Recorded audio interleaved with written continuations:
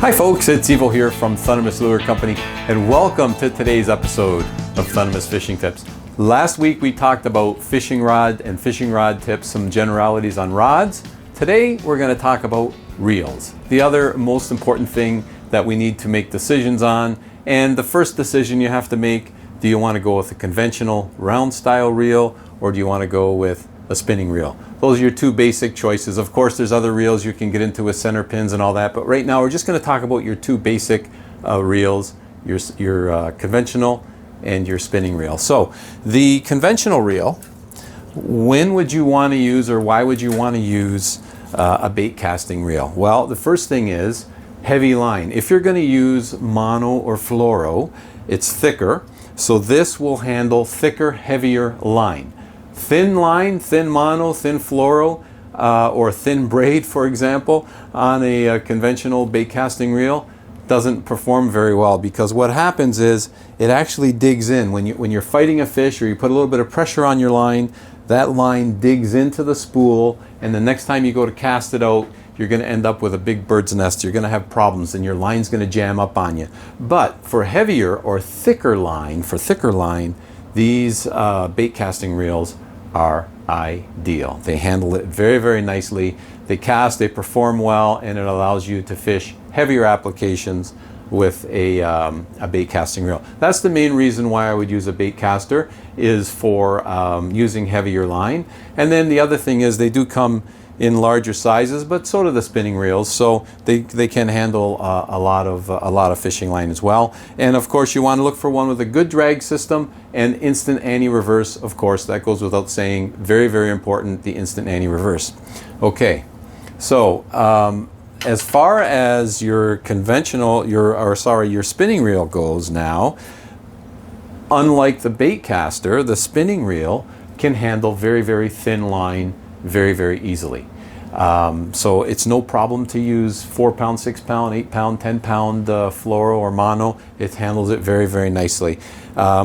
It will handle heavier line if it's braid, because heavier braided line, like let's say 20 pound braid, if you want to run 20 pound braid on a spinning reel, you can do it because it's relatively thin and it casts, it handles differently.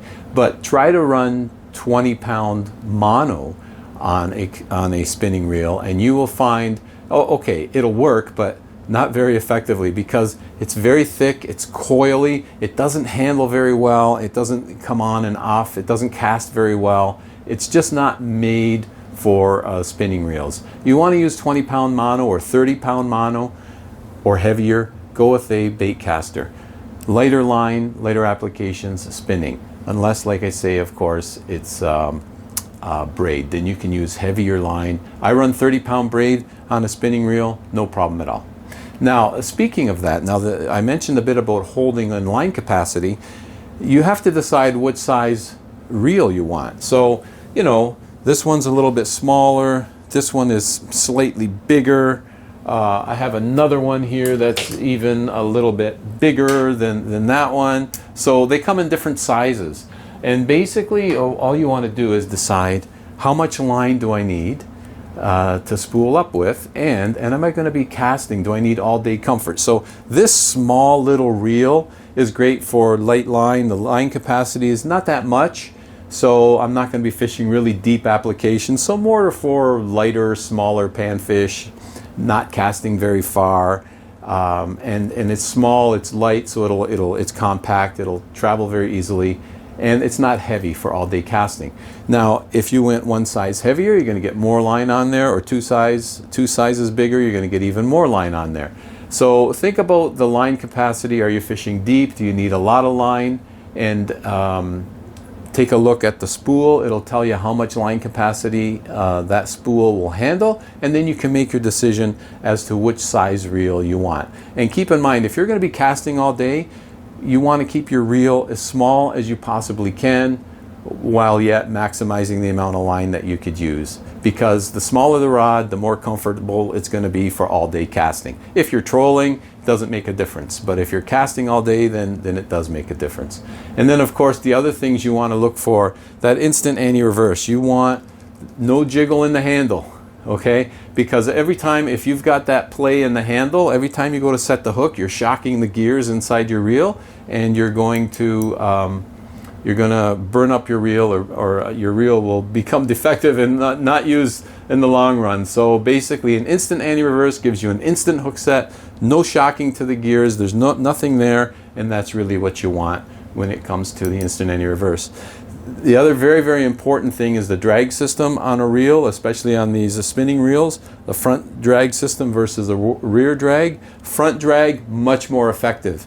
It's a 1-to-1 ratio. The rear drag has to go through the entire rear reel to get to your spool, whereas the front drag, it's direct, it's right here. You're controlling it one-on-one. And the other thing I like to look for is a smooth drag.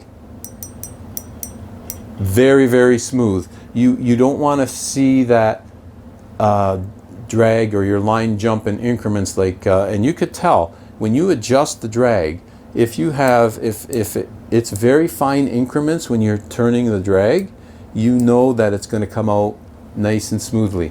If the drag goes clunk, clunk, clunk, and you're jumping bigger gaps in between dials, it's like a clock going from 1 o'clock to 2 o'clock. If you go from 1 to 2, or do you go from 1 and then slowly, it takes you 10 steps to get to 2. That's finer increments, and that's what you want. That's what you want in a drag, because it's very, very important to have a good drag system when you're fighting your fish. So, you know, there's a few basics when it comes to reels. Conventional reel, Baitcaster versus spinning.